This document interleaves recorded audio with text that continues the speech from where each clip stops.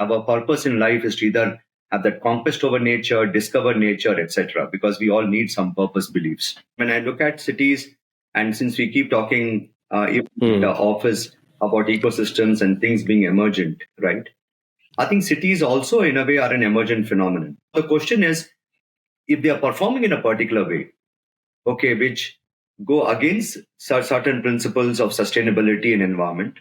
And the question is, why is that particular problematic and problematic for whom? We want to try and solve this problem called a city, but it's probably not the same problem for everyone. If India is going to get more and more urbanized, then there is an opportunity today to probably shape the way we start looking at cities. It almost looks like doing good has got such high friction on it got such a huge cognitive overload that you just land up doing the smallest of it to stay compliant, right? Even though most of it were unsustainable businesses and they vanished. But money was available, it required a belief framework, and from there it got into a certain process framework. And in the process, a market got created. Now, philanthropy, to some extent, is a little bit like a quantum phenomenon because it is money which is owned by the philanthropist and they're allowed to believe in whatever they want to believe, including putting folks on Mars or deep in bunkers. And then they put money around it. Perhaps the India way of dealing with in climate and environment is both a soft power opportunity elsewhere, plus a bunch of innovations we do are also economic opportunity to take to many other markets. What we need is a confident imagination, which is also India first. A pedigree education in IIM Ahmedabad, a huge corporate career for multiple decades.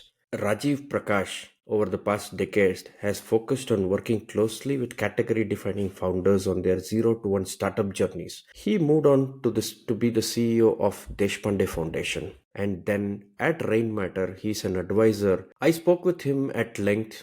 I am a colleague with him at Rainmatter, trying to understand how do we change the way we build things in cities? How do we change the way we care for climate? And cities are a big part of this whole exercise. Welcome to the OoruLabs podcast. I am Sathya Sankaran. Let's jump on and listen to this conversation with Rajiv.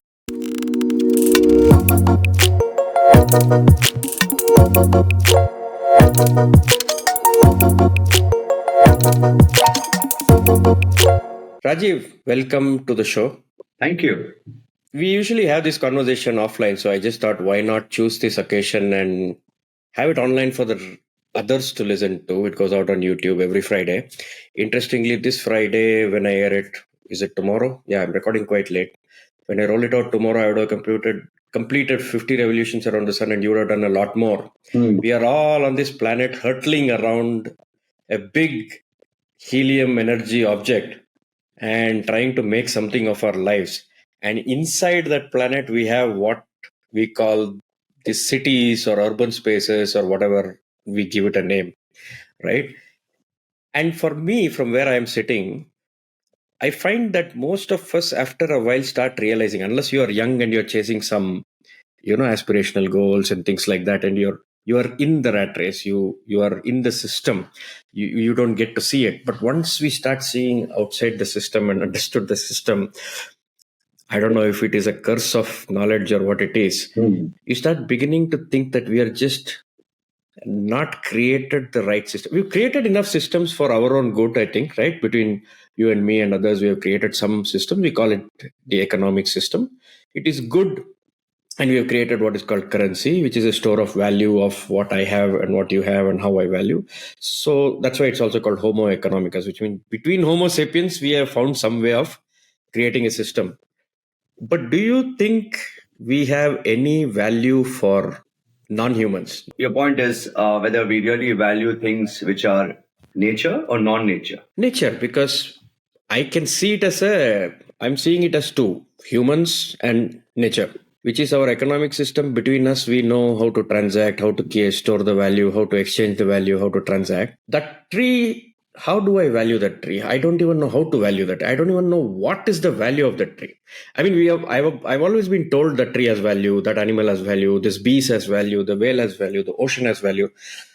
But since I cannot trade, I don't know how to measure. Yeah, I think this word value is such an interesting thing, right? Because I mean, when we use the word value, it's new normally in the context of a transaction, a market. It involves an exchange. That's why value almost goes hand in hand with a value exchange, which in turn then becomes a transaction or an interaction. So either we are a producer or we are a consumer, and value is kind of seen in that market context. But as you land up looking at deeper and other avatars of you, for example, in a family, I mean, there are things that you value in a family. You value the kind of social connect that you have. You value being there with your kids. Okay, being there, with other family members, spending time together, and then you probably realize that there's a different dimension to value. Now, at the same time, when we look at nature, the very fact that we have to call out nature as being something separate from us itself is a little bit problematic. But for a moment, for the purpose of this conversation, there is nature, there is human, though we are very much part of it. The question then is, again, different people value nature in very different ways. I mean, to a very large extent, nature is this ambient, nice thing around you, right? Because you like this kind of greenery. When you go to a lake, you take photographs. So that's something, that's an experience that you consume, and that's why you go for hiking and a whole bunch of other things, right? But so there is one aspect of nature whose experiences that you consume, okay, as nature itself versus invisible nature, where let's say where your energy comes from, and that's nature. So that's too much of a long leap of thinking, but things that you experience, and that's how the tourism and all of that comes in. The point is, do we value being connected, or do we value connectedness? I mean, if I kind of use a little bit of a mythological reference, I mean, there's a time that humans walked out of the Garden of Eden, okay, having tasted knowledge, and no, and I believe in a slightly more very abstract way that knowledge allowed us to see ourselves as being distinct from the whole. And the more that we saw ourselves as being distinct from the whole, we also added a certain value in terms of us relative to nature. So if you take a lot of the semantics about humans relating to nature is about conquest, discovery, invention, overcame, the first person to go to North Pole and conquer. So there's something about nature where we believe that we've had to kind of conquer or establish a certain amount of, or the way we decode a gene. So it's that kind of a black box, and our purpose in life is to either have that conquest over nature, discover nature, etc. Because we all need some purpose beliefs. And over time, the very time we started building the very first tool, we learned how to abstract some learnings from nature and create something. And with that came a certain amount of identity. So over time, there's been the entire arc of human innovation, if you like, where we've learned to do various things with nature, but without, in a certain way. Like when you grow crops, then you are with nature, but then you're bringing in this human aspect around how you conquer it, domesticate it, the entire language around it, right? And over time, the more we kind of abstracted ourselves, okay, from it, we've been able to build a lot of meta around it. Okay, for example, economies, markets, specialization of roles, and then with cities coming in a certain concentration. And so the things that we discovered new things we value when we were there inside the garden. There was connectedness came naturally. But the moment we got out, okay, we started valuing knowledge and the kind of things knowledge could create. And because things were abundant, we could go further and further away. We discovered economics, we discovered science, using science, we made technology, money came in, allowed us to do more things. So we kind of got this entire idea of progress, civilization, modernity. And at each time, let's say, when you build the pyramid and you look at, oh, can human beings actually build something like that, right?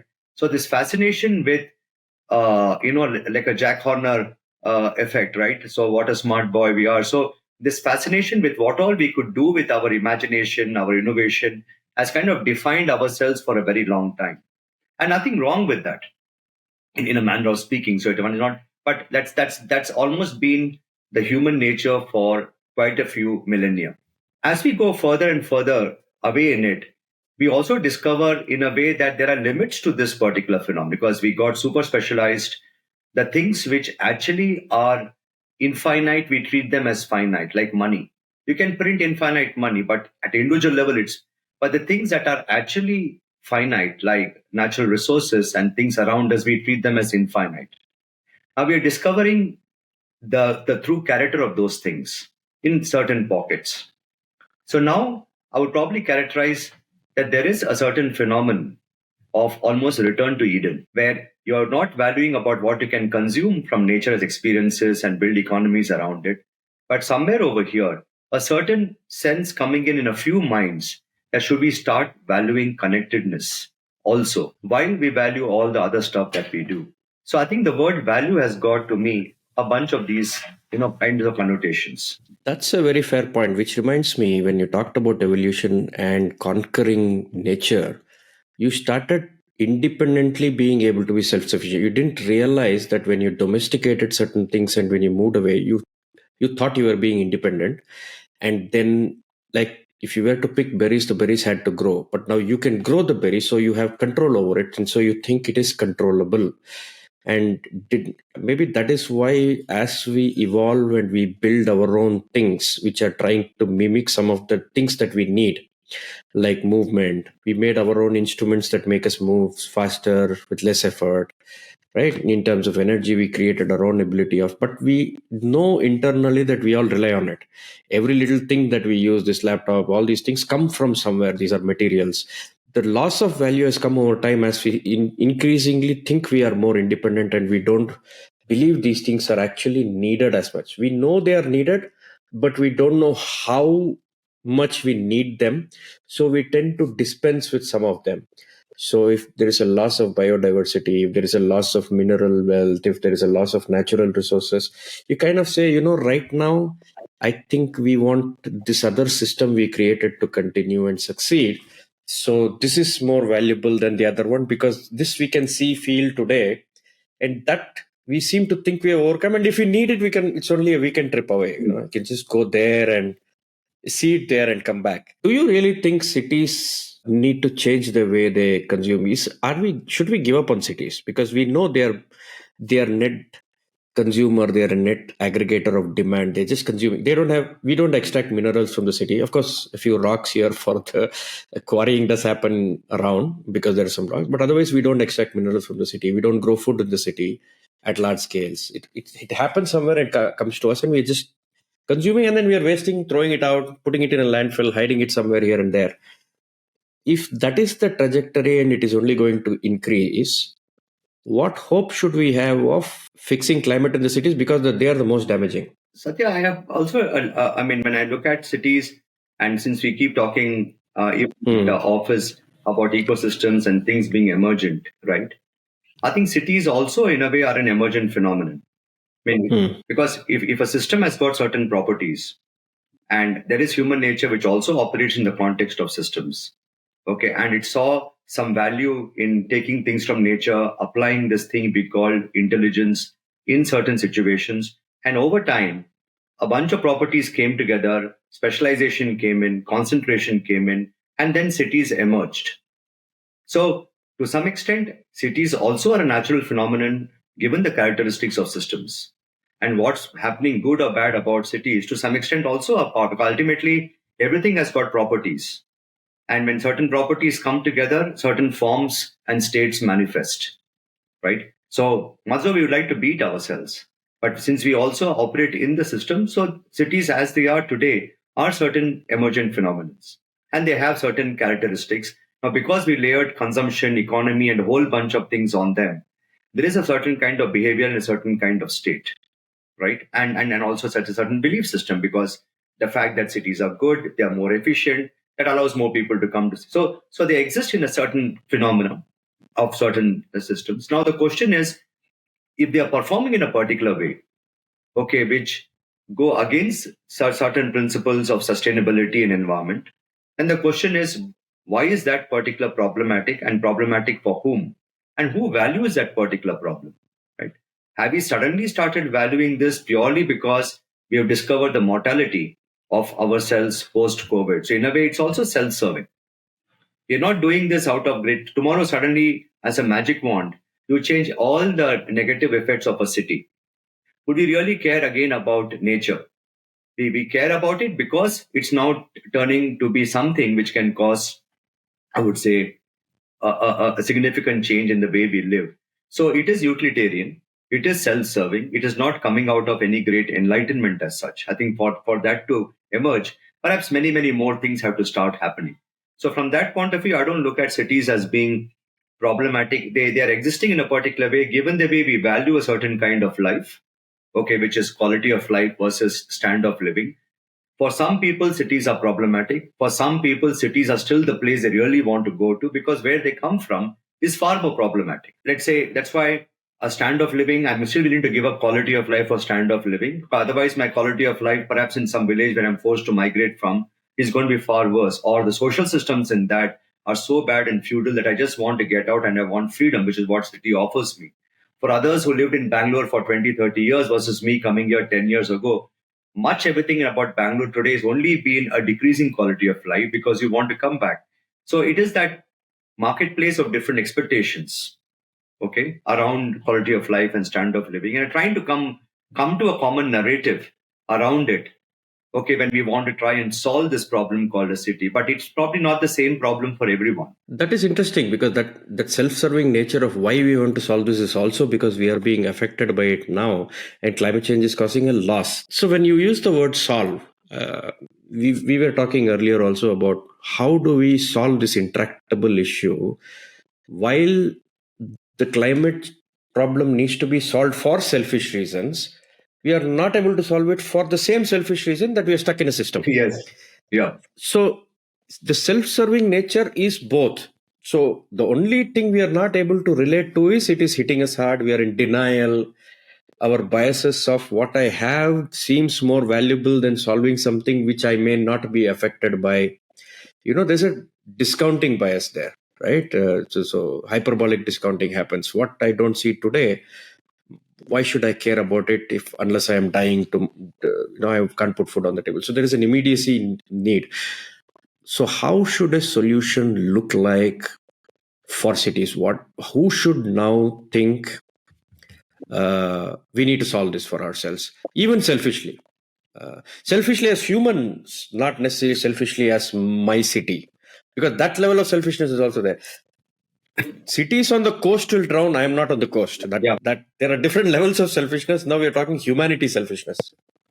Where do you think we should start? Well, that's where the we becomes an important point because there are so many different types of individuals, right? Some will only care about the here and now of the daily living, and there are some people, okay, who probably care a little bit more about, given what they're interested in, because ultimately, when you have to try and solve things for future generations, common places, etc., to some extent, it's a different kind of a mind which sees a problem and wants to do something about the problem. Or sometimes the solution can be worse than the problem. It's a different matter. But the point is, there are going to be a bunch of people who, at a personal level, they care enough about it, or at a professional level, they see value in doing part of this, who are trying to basically see that if India is going to get more and more urbanized, then there is an opportunity today to probably shape the way we start looking at cities. And we don't need to live in cities like this. Some of it even comes from a certain sense of national pride that we are aiming to be a much larger and a more powerful nation. To some extent, our city should also reflect our aspirations. So I think because cities are in a way quite diverse, there are going to be a whole bunch of different motivations when we start getting into the area of solve. Right? Like, for example, at Deshpande Foundation, Desh, the founder, often talks about three kinds of people when they see a problem. Okay, the first set of people will just completely ignore it. The second set of people will complain about it. And the third set of people will see it and want to do something about it, right? So let's say slowly the third set of people are starting to emerge. There are conversations starting to happen about problems, about trade offs. So I'm thinking in some ways, and this is what I think we were discussing also in office the other day with Samir, is we are probably over a 30, 40 year solving period, if you like. And at this point of time, we are setting the stage for certain conversations on what is city, what is urbanization, what is collective imagination, where do they trade off. So we probably think we are in solving mode, but we are actually in stage setting, conversation setting, putting in place the processes of cities evolving in a particular way. Probably over 20, 30 years, things may get solved because we intentionally come into it, or they solve because they happen as second order outcomes. But there is a certain collective of folks who start caring about cities, whether because they care about specific aspects like mobility, water, or air, or in certain cases where they've lived in a city for a long time. So this collision of motivations, if you like, is kind of coming together around people trying to imagine the cities of tomorrow, and also some extent about India's resurgent status, saying that if we take India by 2047 or whatever it is, what is the kind of India I want to see? So those are the kind of motivations and conversations that I'm starting to see. How that actually gets down to solving and structures of solving, we can talk about. But finally, these are the type of you know motivations one is starting to kind of discover in different places. I'm seeing that as well, but there is this whole while we have this need to grow, which is essential to pull more people out of poverty, get more tax money so that we can support more people or provide proper social security. There isn't enough money going around. In order to create that, you need to increase wealth. And one of the ways that we know in this economic system is to create more jobs, which is you go do something, produce a widget or provide a service, store the value in what we call currency, exchange it, and then grow it further. The more people you exchange the currency with, have more liquidity, get more of these things, you get more. So that economic system serves well for human need to be richer Yeah, and compete with the rest of the world, which is somebody is at $20,000 per capita and we are at 2,000, and there is a need to be 20,000 because at 20,000 they are able to afford more things, and we are like complaining that we don't have enough going around, right? That's one need. In that need, we have this climate crisis, which has been caused by the people who have already been rich. The environmental Kuznets curve says if you become rich, you're supposed to be able to solve the climate problem. I don't see that happening. The rich countries are still in denial about, I am not going to do things, India is going to have to do things, right? So we have this envious nature of why aren't they doing stuff? They got rich, they are supposed to do things, they are not doing it, and then now we are having to bear the brunt. The flip side of that is if we create green growth, it might be a blue ocean for us, yeah. right? How do you think about that whole thing? Because I like the way you put it, right? There is a place-based ownership of things where you live. Today you live here, you may have some ownership, want to do something, get involved, change the habits, change your habits and change some small collective habits. Then there is the interest-based thing. You may solve for a particular interest that you are very interested in. You might solve for food, you might solve for water. In that matrix and the need of a particular green growth that needs to come, there is a challenge in realization in being able to work together.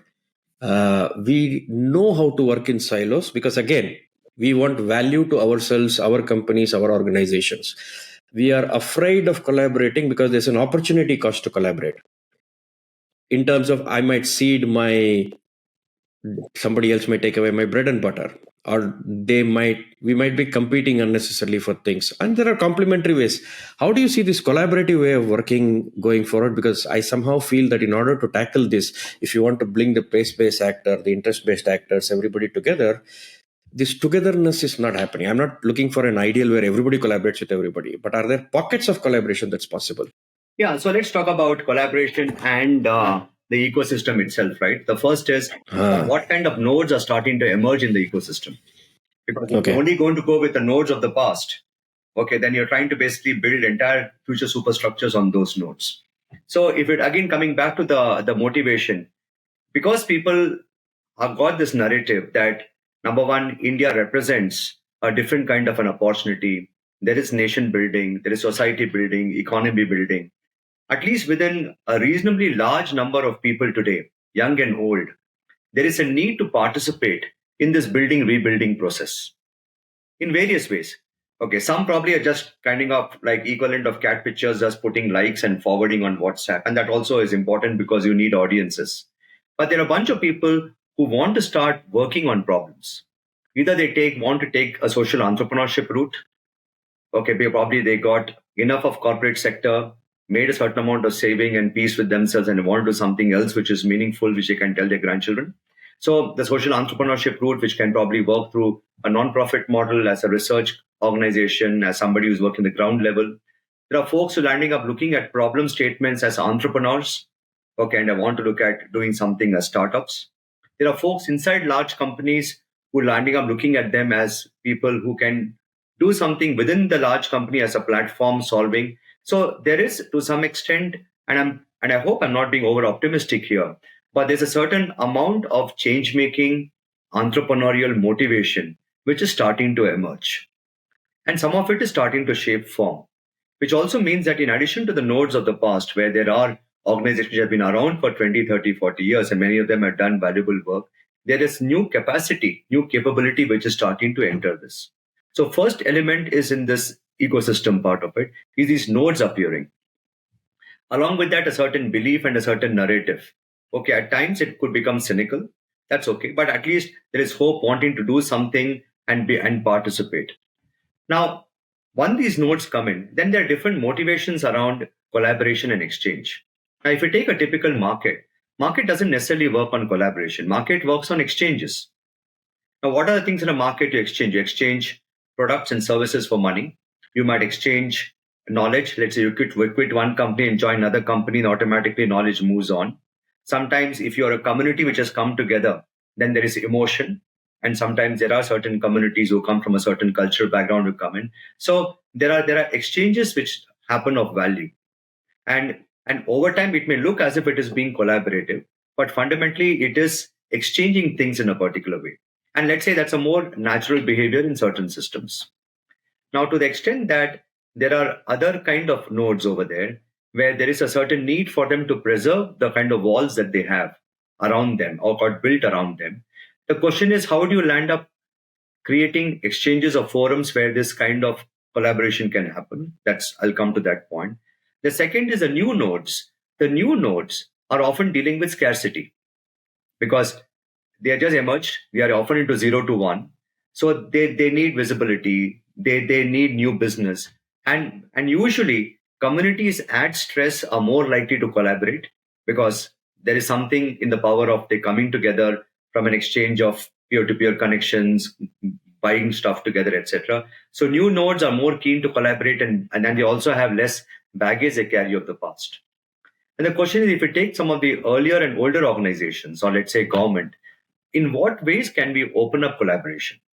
Now, one route obviously is amongst the funders, if the conversation starts moving more towards collaboration, okay, perhaps some things might discover, but we ought to be careful it doesn't only become lip service. The second area of collaboration could possibly be if there's a certain class of problems affecting many of these organizations. Okay, for instance, how do you use technology in non-profit? Now, many, let's say, more established non-profit organizations often have a challenge in adopting technology. There is pressure from the board, funders, and their people whom they serve about making things more effective. And that becomes a common need. Sometimes people don't know how to communicate. So sometimes collaboratives can happen around common needs, but it's not at an org level, maybe at a functional level. But getting organizations themselves to come together and collaborate is a culture change. So that can only happen by establishing role models, lighthouses, where let's say 2 or 3 large organizations where the founders start going out and talking differently, they start behaving differently, legitimize collaboration. Okay, so I think those kinds of examples are required. Otherwise, it will be a lot of conference talk. So coming back to it, one is the entire exchanges part of it, which naturally is market ways of collaboration. The new guys who collaborate differently. The other one is getting very established people to see how they can start opening up. So collectives, collaboratives, convenings, getting individuals together, like-minded founders. Let's leave the organization aside. Your founder A, founder B, founder C, you have a chemistry. At least can you get together often enough and just start sharing your perspectives? Don't get your organization into it. So I think we'll have to try all of these things, almost like heating up the ecosystem a little bit so things become fluid. Because sometimes we are frozen in our nodes, right? So you need to have these kind of nudges and pushes to the system. That is very interesting because exchange of value and transactions creates collaboration. That's the foundation of the economic way of believing, is that I have a service that I can offer you and you have a service that is complementary to me, and together we create the whole value chain. And we have operated in value chains, but value chains are today, while I accept the points of how we can, the mechanics of creating these people and bringing them is the way to do it, the value chain itself I feel is bereft of the natural ecosystems at some point in time, because if they are a source for you, you somehow are able to use that and create your value chain and do your work and go away. But there are the extended value, the extended damage, the negative externalities that is beyond some things that you are, is expensive for you to control. Yep. Right? Even in waste, for example, I've heard the forward logistics, you do it so entropic that it goes to every village, every town, you've distributed your product. Now, the cost of bringing it all back, from disorder back into order is so expensive that it may make the whole product unviable. So you externalize those costs and say somebody else needs to pick it up. In this transaction way of solving for value chains, nature doesn't have a voice. Yeah. Typically, what we have said is the government is the proxy for public good. And when these kind of costs are imposed on others, on the collective or, to individuals like this, the government steps in and takes hold of that and prices that, even in the current economic system. But the value of that, the true cost of those things are not being captured nicely. And I don't know if I can call it incapacity to value these things or the system of valuing these things. I clearly don't see how to value that tree. There are numbers, but it is not entrenched in my pricing. Because to me, the symbolism of a tree is very powerful because it's the most efficient way that even your photovoltaics are not able to do more than 20% efficiency. But the tree is able to get each photon, give you oxygen for yourself, and be able to store. It's like a battery, literally. Yeah. It stores the hydrocarbons for you and process it over millions of years, which you're digging and rooting it out, right? And then it gives you food as well. That is what you eat as energy and you grow your body. That symbiosis is not valued at some point today because of the independent nature of being able to cultivate and grow these and then make them artificial. I don't know, your carbon capture and storage is trying to mimic a tree. I don't know how successful that's going to be. So in our hubris, we are able to not value that. This rant is to tell you that the value chain is where we know how to do because of our economic system. And somewhere we don't know whether we should use that same current store of value called currency and price those. It's easier for us to exchange. Or I've been trying to think about an alternate way of valuing these things, but that becomes an alt currency which has its own entry barriers to get into the system. That might be 0 to 1. That's like saying today we have a computing system based on semiconductors, which has hit the Moore's law already. And beyond 5 nanometers, it's going to get inefficient. And then we draw a parallel path dependency on quantum computing, where you start from ground zero. That's a 0 to 1. You go back to assembly there, then build higher level abstractions, and then get to machine learning at some point. And that, it's just a huge rant to say, is there a way to, even if we find the collaboration piece, do you think we will be able to value the nature piece? Today, it is being coerced onto you. Right. And people don't like that also. You call it ESG, they don't like the term. You call it the CSR, they don't like the term. Any which way you're branded woke. Because the value of those things is not costed into our economic system correctly. And the actor who's supposed to do that is missing in action. So which actor, which is nature, is missing in action? No, nature, of course, because it's mute. And the proxy for that is the government. They are supposed to price these things in, take care of the externalities, or because they are in control of the natural resource. Who owns the forest and the mines today? Right. And the lands that you and I don't occupy. Right. The custodian of that is not valuing it. I think there's a huge problem I see. Even if it was a city, we don't know who's distributing the water. Yeah. How is water a common good, public good? There's so many questions that the person who is supposed to take care of these things, the government of the day, doesn't know how to value these. They are on a short-termism goal. That is still going to remain a problem, I feel. Yeah. So I want to respond to this thing about how do we start figuring out how to value these things in a meaningful way that it changes behavior, right? Otherwise, it just becomes an academic project. So the question is, what behaviors need to change, and working backwards based on then what role does value have to play? Otherwise, it will just be something which is out there and over there. And I also, sometime in this conversation, want to come back to the earlier point we're talking about ecosystem connection. I forgot to cover the point about incentives, but I'll come to that later. So the thing is, when I start looking at natural assets, right, like what at Rainmatter we call a sense of the house, right? So there is, again, it becomes a human lens way of looking at what we value in natural assets, and being human, very difficult to remove the lens. So it could be soil quality, it is air, it's about, let's say, forests and the complete ecosystem around forests, marine lands, water. It could even be traditional knowledge and skills. So there are a whole bunch of assets, okay, which have evolved over time, and most of them are natural or they're human natural. The first thing is, are we kind of dealing with them like a profit and loss item or a balance sheet item? Because when you look at something as a profit and loss item, it is like raw material. So you buy it, you expense it, you convert it into a product, and then you go and buy it again because raw material keeps coming in again and again. Raw materials are typically not finite because you can go.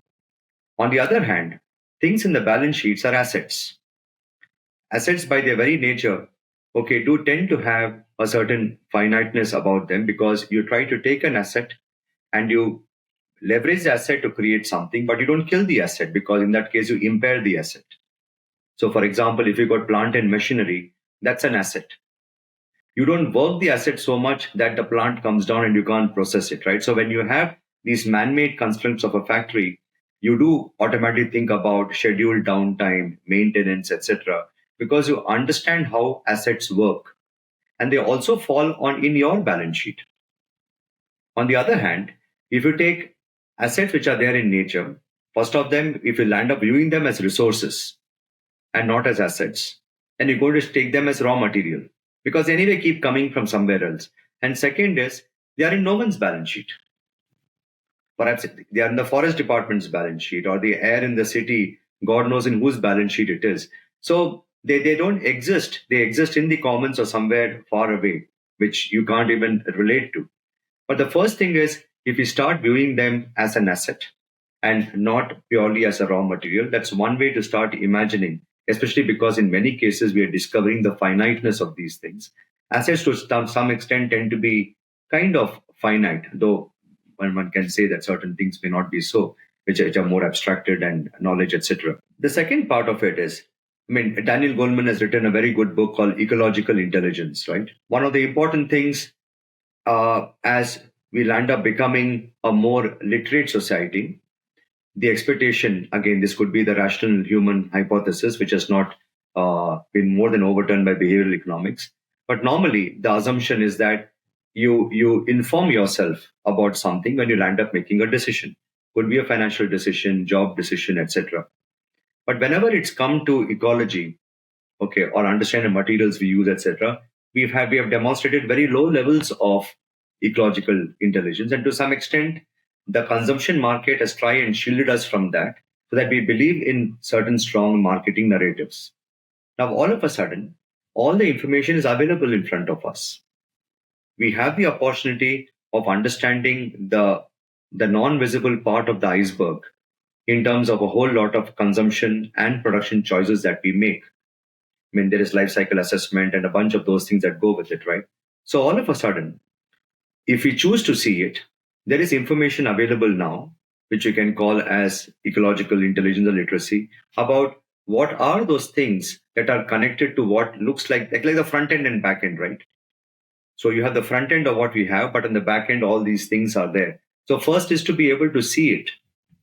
Now, once you see enough of it, and the question is, somewhere in the back of the mind, you know a little bit what plastics do. You know a little bit of what chemical fertilizers do at a personal level. So perhaps the starting point is, especially the younger generation, because to some extent, folks, okay, whether you're done 50 around the sun or a few lower, okay, we're going to be entrenched in a certain way of thinking. But the folks who are right now in their teens and 20s, perhaps, okay, their thinking and the way of looking things is more, I would say, fluid. So bringing in a certain amount of ecological intelligence, understanding about what happens over there is one way of, I mean, if you understand, hopefully you may become the starting point of valuing something. And the third, I want to bring a personal thing. At what point of time do you start valuing consumption choices? I mean, why post COVID, all of a sudden we started becoming more careful about wellness? Or what happens to a family where, suppose somebody has cancer, and passes away, what happens in the way they start consuming fruits and vegetables? There is a fear and greed element, right? For example, in Ludhiana, I came across this anecdotal story of a particular colony where this particular lady, husband passed away due to cancer. She could relate that to what was happening on vegetables. So she took it upon herself to start doing organic farming and supplying that to over 100 families in her colony. So something flips when we start seeing things which you haven't seen before. To summarize, one is about how do we land up looking at natural assets and their finiteness in assets. Second is bringing in this kind of ecological literacy and intelligence, especially among younger people. And from there, giving pathways of behavior, because there's no point enlightening folks if you don't tell them what to do next, because we are action oriented in that way.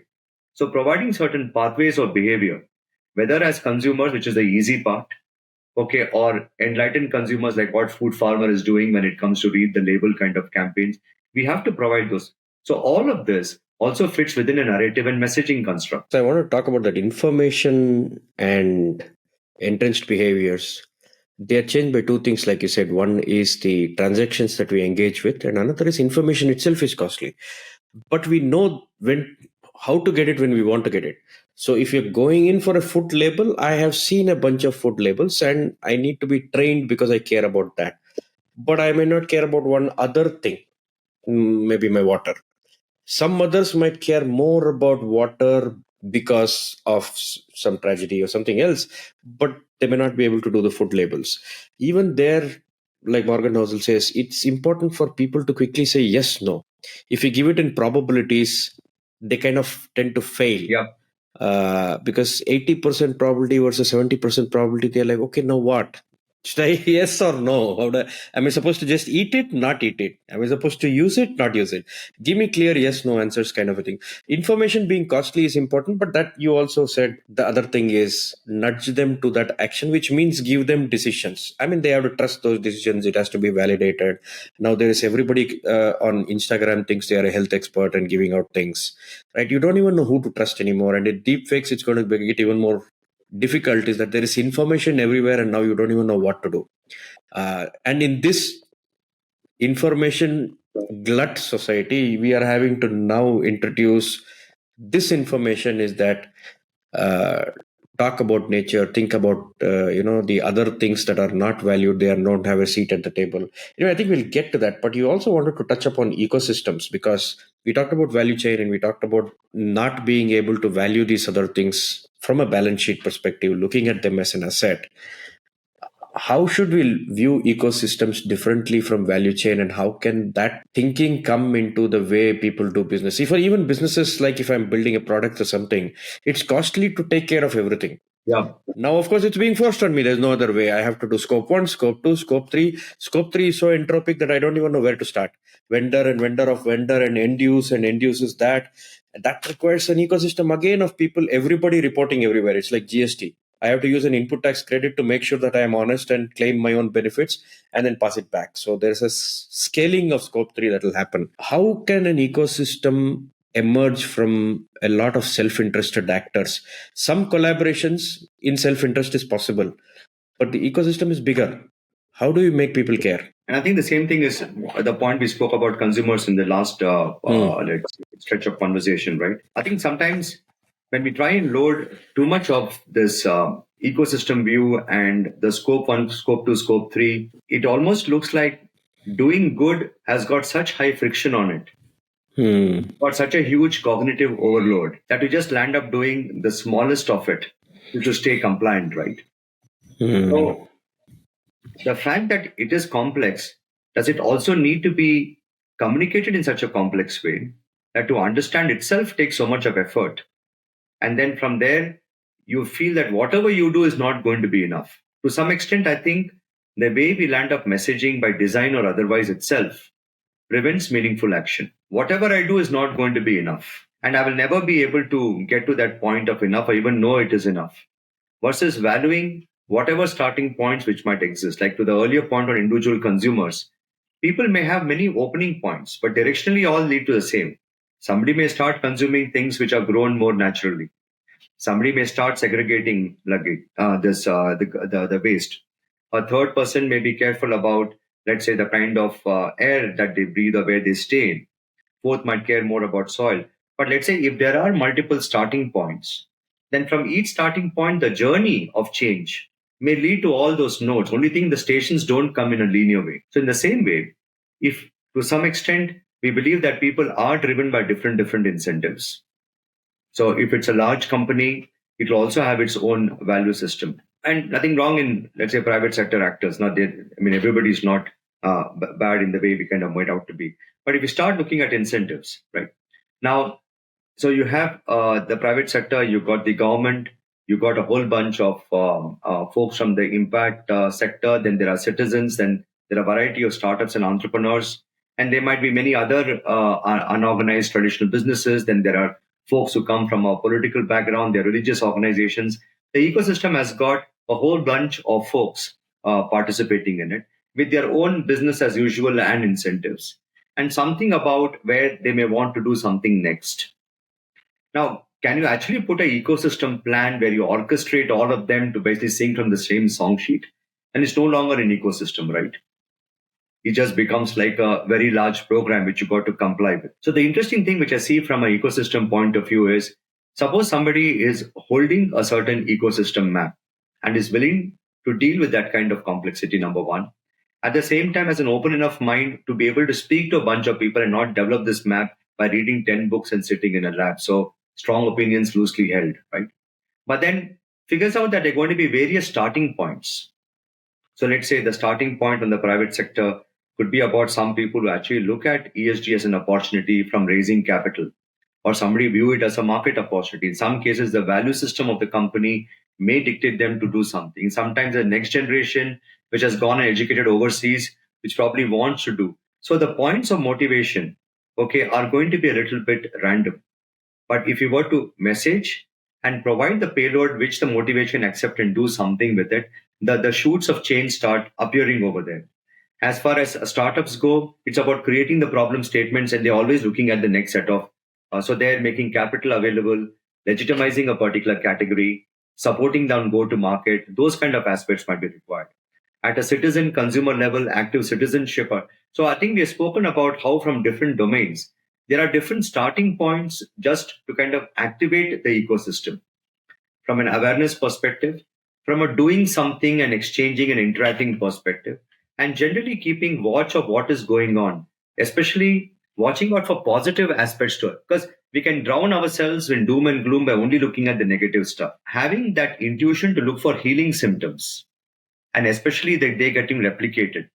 I think those are important because you can't take an ecosystem approach without hope. If this is a 30, 40-year process, one can only over the next 5 to 10 years set the stage and put in place some motions without worrying too much about what outcomes emerge. The classic Gita thing, right? Do the input, don't worry about the outcome, and if direction is right.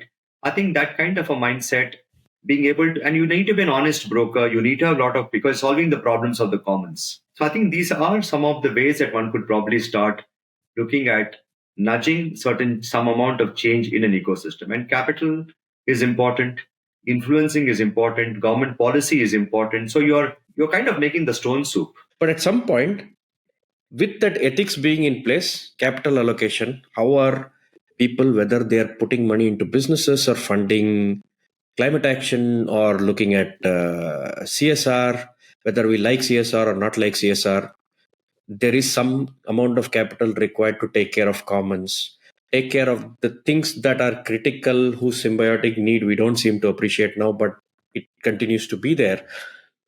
What kind of impact funding, what kind of funders, what kind of incubation?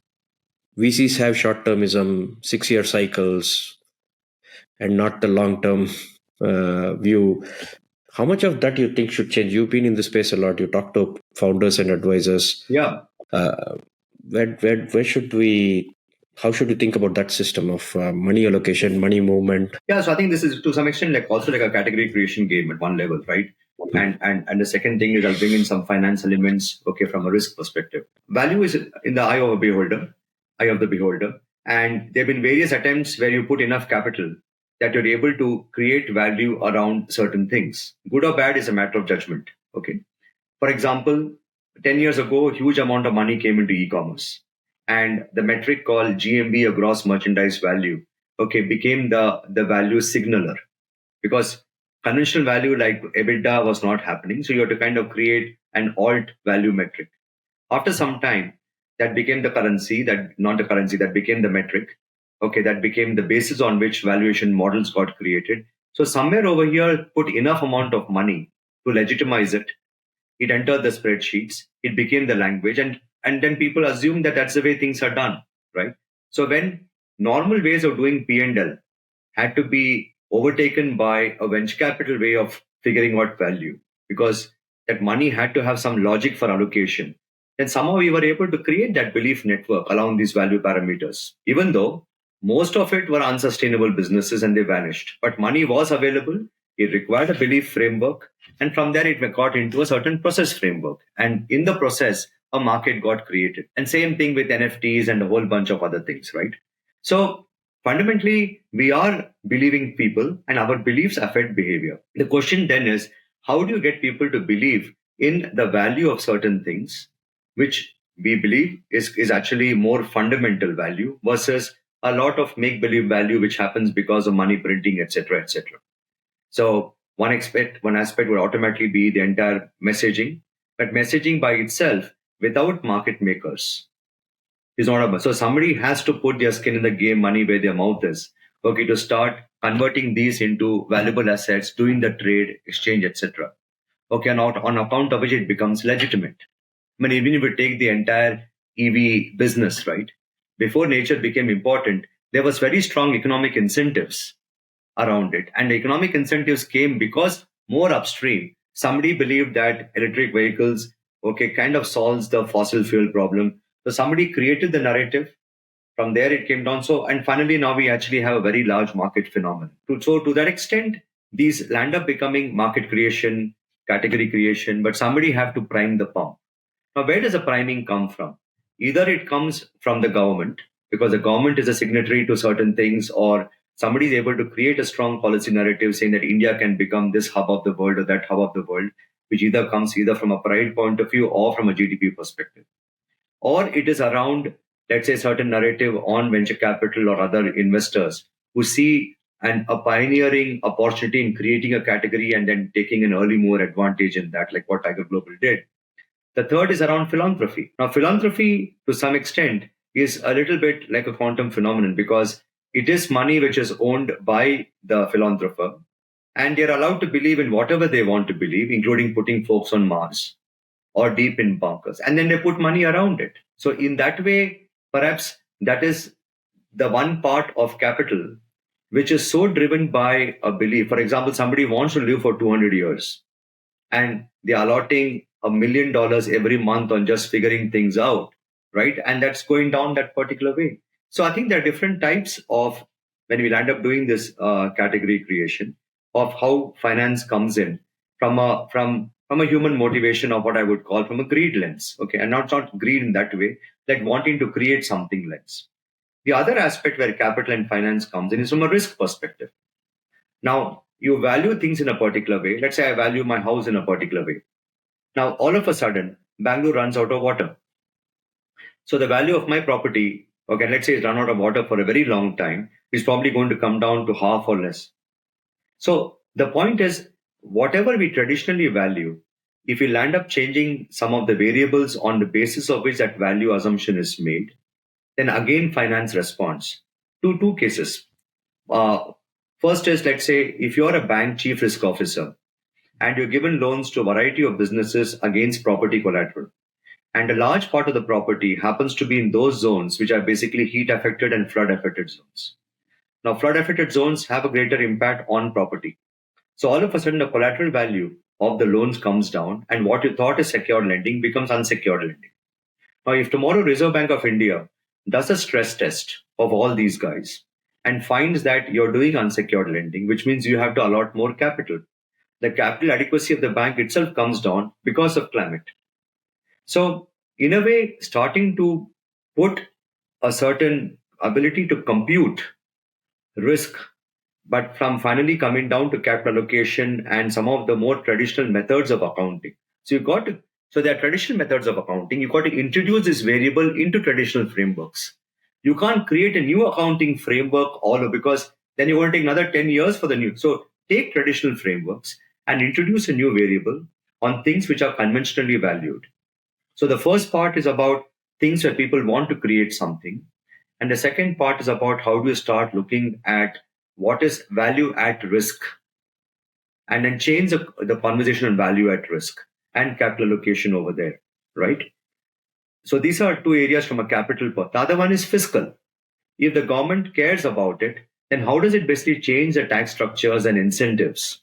We're already seeing production linked incentives towards manufacturing because China plus one coming in. So let's say once a narrative comes in, it finally comes down to policy.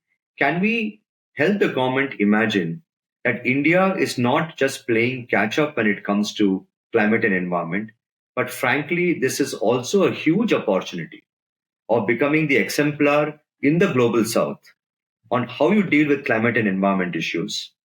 And like we created digital public goods as a huge export on Aadhaar, perhaps the India way of dealing with in climate and environment is both a soft power opportunity elsewhere, plus a bunch of innovations we do are also economic opportunity to take to many other markets. It's about the lens in some of these things, Satya. Yeah, I think that's the perfect way to end on, because I want to have another conversation on a bunch of things. We'll schedule it for later and come back. Yeah. The fact that we can be a leader in how we do this thing is lost on many people. We are chasing something. Of course, there is an urgency. I understand all of that. We acknowledge that. But if you move with the same speed in creating whatever is green, how you value these things, the financial markets, we have strong regulators. We understand finances better than many other people. We may have bad governance. We have better financial regulators than everybody else. We have to leverage those strengths and see how we recreate these things. And that, I think, is the opportunity. And that can, I mean, it is a macro trend, it's a macro framework, but I think it affects cities more. It affects urban areas more. India, if you see in the last 30 years post liberalization, we've been a leapfrog economy. Correct. I mean, every 5 years, entirely new industries either have got creatively destroyed or they get built. I mean, we jumped to mobile telephony, okay, far before we went through the entire landline mode, right? And now, I mean, the way we look at using the internet. In India also is a country where the number of people who are aware and believe in climate change is a lot more than many of the countries in the global north, because we experience it all of us. So we kind of deal with where policymakers are aware of the challenges. They obviously are caught up in a bunch of difficulties on how to do policy response, because you have to manage growth with this. But there is awareness and cognizance. We have a central bank, okay, which clearly understands, is starting to give guidance, okay, to a whole bunch of regulated entities about how they look at climate risk. Amongst various researches done about citizen belief and citizen understanding of climate environment issues, we rank amongst the top 3 or 5. So all these in any way allows us to leapfrog the way we look at climate environment beyond the carbon tunnel, beyond the net zero tunnel, and start luckily we are not as badly locked in as many of the north economies yet. Yeah. So we have the opportunity of creating new models, and the phrase that you often use, the part dependencies. Okay, so these new models is where things are fluid right now. But what we need is a confident imagination, which is also India first. And that's where the role of innovation, that's why the role of category creation, the role of philanthropy is allowing not just one, but alternative imagines. It's a competition of ideas. What better time than now to try it out? Yes. Both from a perspective and from a opportunity perspective. Thanks a lot, Rajiv, for coming and spending time. No, my pleasure entirely.